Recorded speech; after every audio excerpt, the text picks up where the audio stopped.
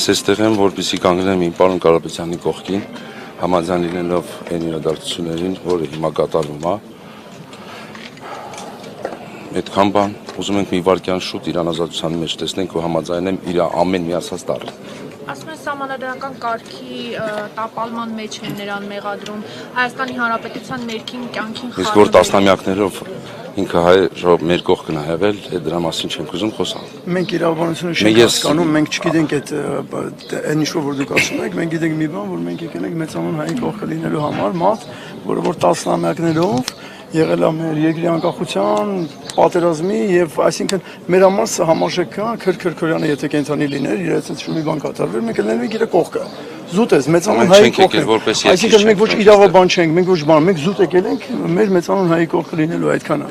այսինքն դուք կիսում եք իր բոլոր ասածները որը նա երեք եկեղեցու վերաբերյալ ինչ ասելա կիսում եմ այո մենք անկեղծ ասած այդպես ուշադիր չենք եղել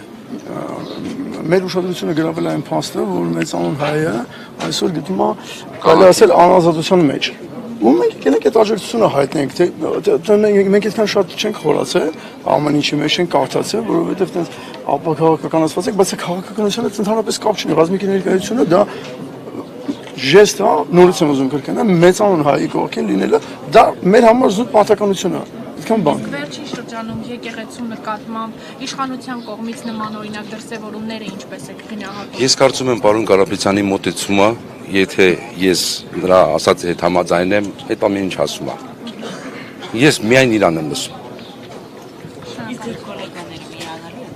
Չգիտեմ, կարծում եմ այո։ Կարծում եմ այո, հասը կարողանում է ասել եկեղեցու ազգի ոչ թե ինչ որ պրինցիպների կամ քաղաքական ինչ որ ուղղվածությունների վրա բացացակ։ Մերսի շատ։ Շատ շնորհակալություն։